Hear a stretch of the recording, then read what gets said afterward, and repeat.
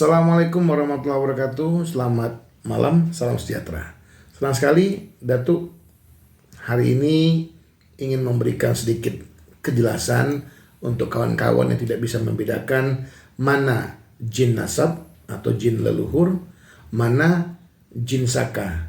Yang sekarang ini banyak orang berasumsi bermacam-macam.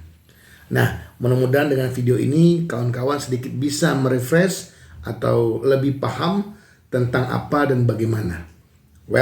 Kita mulai.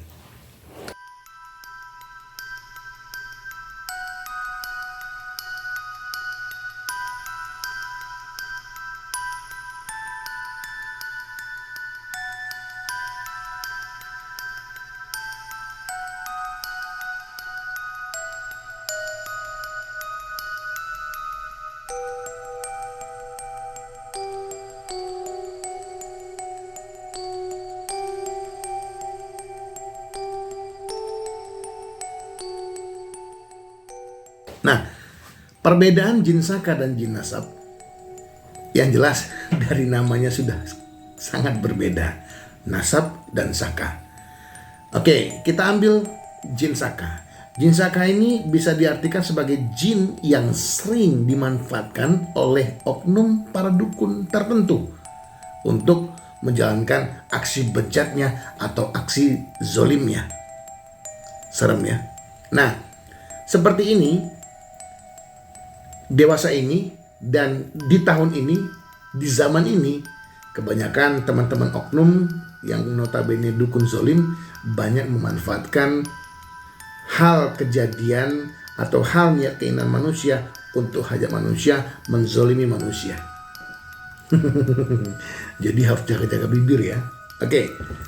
Kemudian contoh untuk jin saka ini macam-macam ya, diantaranya seperti membuat seseorang jatuh sakit, kesehatan menurun, kemudian rumah tangga hancur, dan ekonomi pun juga morat-marit.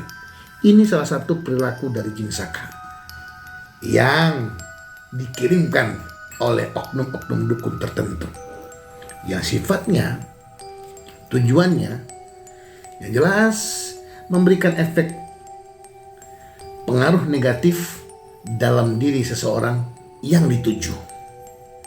Serem kan? Makanya jaga-jaga buah bibir ya.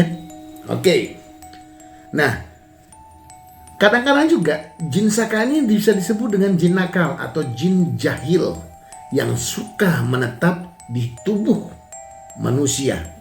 Ya, biasanya jin saka ini sangat suka menghampiri manusia yang putus asa, manusia yang serakah, manusia yang suka cari ilmu sono sini, nuntut ilmu sono sini tanpa guru. Misalnya ke makam keramat, gua keramat, atau petilasan, mereka bertapa, noto ini, noto itu, yang akhirnya ingat, jin ini ahli rupa. Mau berupa apa aja mereka bisa dan mampu. Seremnya, itulah jin saka.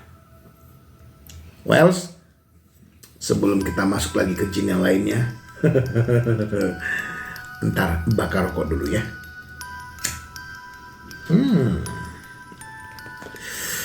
Merokok ini jangan ditiru karena dilakukan oleh profesional yang siap mati. Oke. Kemudian kita ngomong soal jin nasab ya. Terkategori jin ini adalah jin leluhur yang dikenal dengan jin nasab. Sebuah khodam yang terwariskan atau tergariskan ya oleh leluhur diri kepada garis keturunannya, maka disebut dengan jin nasab ya, atau jin turunan atau jin leluhur. Leluhur ini ada dua, leluhur gaib, leluhur nyata. Leluhur nyata ini adalah kakek moyang buyutmu yang berteman bersahabat dengan bangsa tak nampak. Di saat meninggal dunia, ya engkau sahabatku, jagalah keabsahan keilmuanku dan turunkan kemampuanku, keilmuanku kepada garis keturunanku dan kau jaga sebaik rupa. Alhamdulillah. Alhamdulillah, sedap banget. Oke. Dan kemudian di saat ragawan tubuh cucu-cucuku tidak menghiraukan kau jaga, kau pantau. Tetapi di saat krusial, kau jaga dia. Kau cari ribuan cara agar cucu cicitku bertemu dengan orang yang paham, yang bisa membeatkan, menyatukan antara engkau dan keilmuanku dan cucu cicitku. Begitu bahasanya. Gitu ya. Oke. Nah, jin nasab ini ya biasanya diberikan ataupun turun tanpa sepengetahuan calon penerima atau cucu cicitnya. Yang jelas seperti itu, ya. Nah, sehingga tanpa disadari terkadang seseorang yang sudah mewarisi jin nasab leluhur atau khodam jin nasab diartikan sebagai khodam warisan leluhur yang sifatnya hanya satu, menjaga, melindungi kehidupan baik dari penerima waris. Kemudian mencari ribuan cara agar penerima waris bisa bertemu dengan dia dan keilmuan leluhurnya, dengan dibeatkan, disatukan, diselaraskan, yang mana hak baik yang telah ditetapkan jauh sebelumnya. Gitu ya. Oke. Makanya beda antara jin nasab dan jin saka ini beda banget. Apalagi jin korin itu beda. Beda banget. Well, kita masuk ke ciri-ciri manusia yang memiliki jin saka. Oke. Jikalau seseorang itu menerima atau memiliki jin saka, ada beberapa ciri yang harus kalian cermati. Ini menjadi tolak ukur dan PR dan pandangan ya.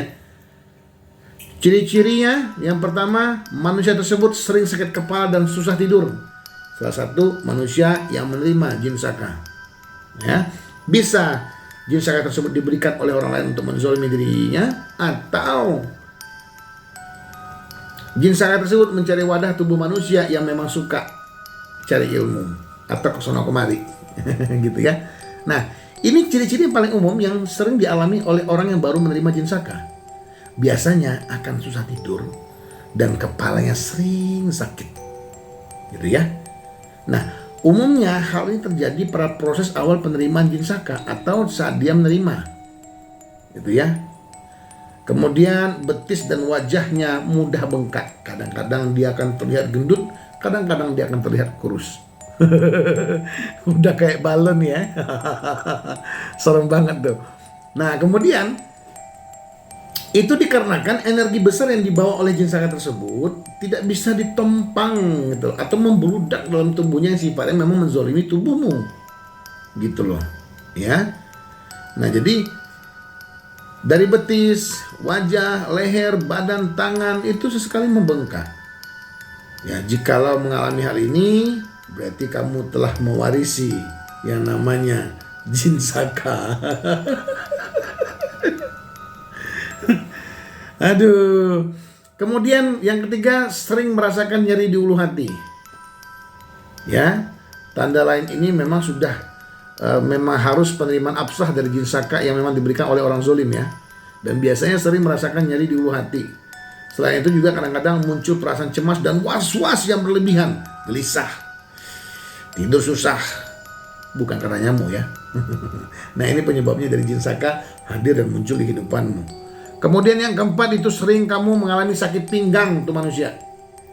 Ya, itu dikarenakan jin saka itu sudah bertengger, menempel, ataupun kau gendong, ataupun bergayut di pinggangmu. Yang tanpa disadari, kamu menerima, suka gak suka, kamu wajib menerima karena itu dihantarkan oleh orang yang tidak menyukaimu, gitu ya. Nah, kemudian kadang-kadang juga nyeri otot dan nyeri sendi pun dialami. Ini bahagian dari jin saka. Jadi kudu hati-hati ya. Hal tersebut terjadi dikarenakan jin saka itu bergerak di urat nadi pembuluh darahmu, dagingmu, ya. Memang sifatnya adalah untuk menghancurkan organ tubuhmu dari atas hingga ke bawah. Serem ya, serem banget loh. Nah, kemudian jin saka ini suka berpura-pura menjadi jin nasab atau jin leluhur. Anda itu, hati-hati ya. Nah, kadang-kadang lagi dia suka menyerupai makhluk yang kita percaya. Wes, mantap dan seru ya. Oke, kita jeda dulu sebentar.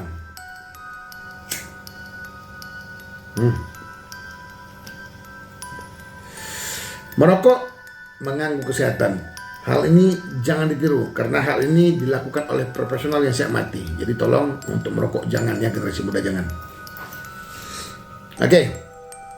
Kemudian kita melihat lagi tentang ciri-ciri seseorang yang menerima jin nasab atau jin leluhur. Yang pertama, ya, ciri-ciri manusia menerima jin nasab, jin leluhur: telapak tanganmu, telapak kakimu sering dingin dan basah. Oke, paham ya?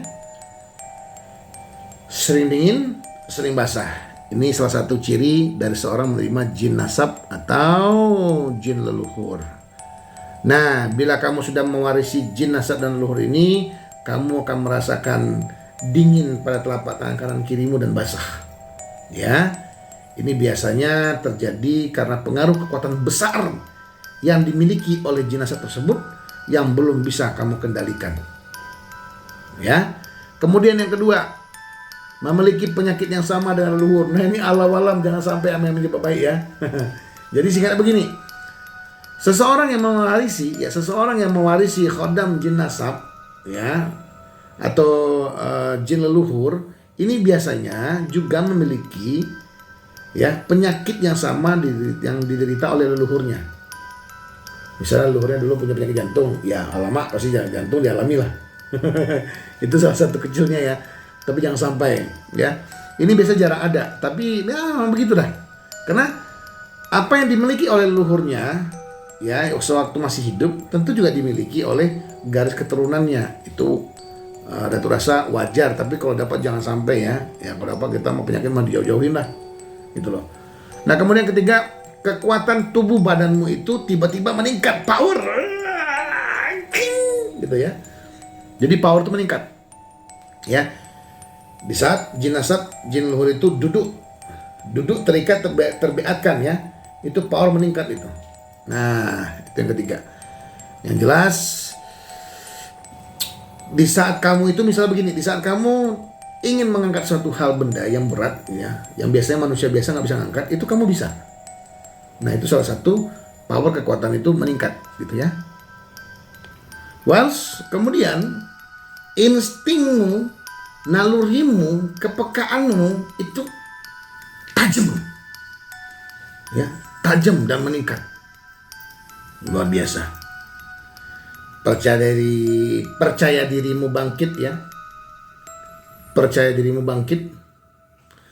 Kemudian tatapan matamu tajam. Kemudian kamu tidak terlalu suka dengan keramaian.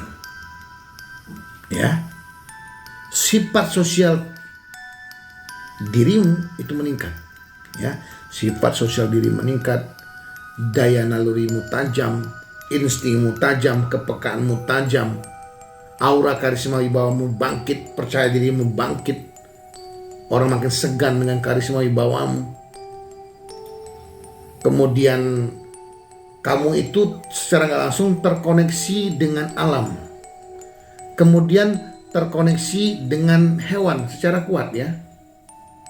Kuat banget koneksinya antara kamu sama alam, antara kamu sama hewan. Misalnya ada bencana alam, kamu akan dapat gambaran dari hewan maupun dari hatimu. Begitu loh kira-kira. Nah, sebenarnya banyak lagi hal-hal lain yang tidak tersebutkan. Ya, seperti misalnya kita ambil insting kuat, naluri kuat, kepekaan kuat, diri tajam, itu kamu bisa melihat ke depan orang itu bagaimana, terus ke belakangnya orang itu bagaimana.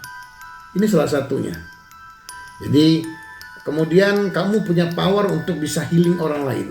Kemudian daya tahan tubuh kamu itu kuat. Jadi kamu tuh gak gampang sakit. Kalaupun sakit cepat sembuh.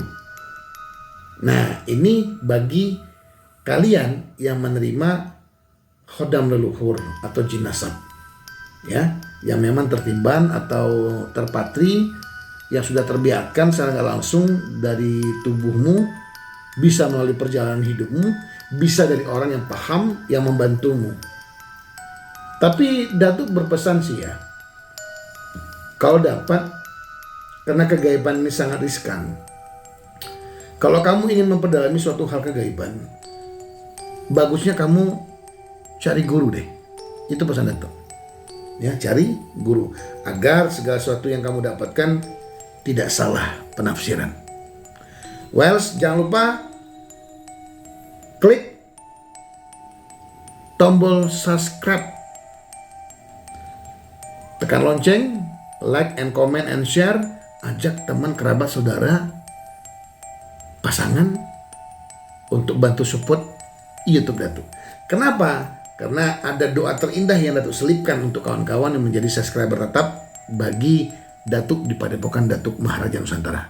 Sampai jumpa. Moga-moga informasi ini sangat berarti dan bermanfaat untuk kawan-kawan semua, agar kawan-kawan tidak lagi terjerumus, terjerembab dalam sebuah kosakata kalimat antara jin nasab dan jin saka.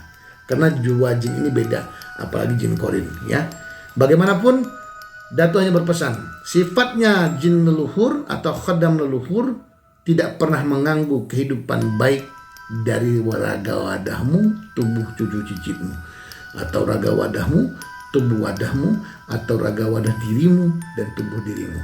Sifatnya menjaga kehidupan baik kadar dari setiap kehidupanmu. Oke ya? Beda sama saka. Jauh-jauh dah. Sayonara, sampai jumpa.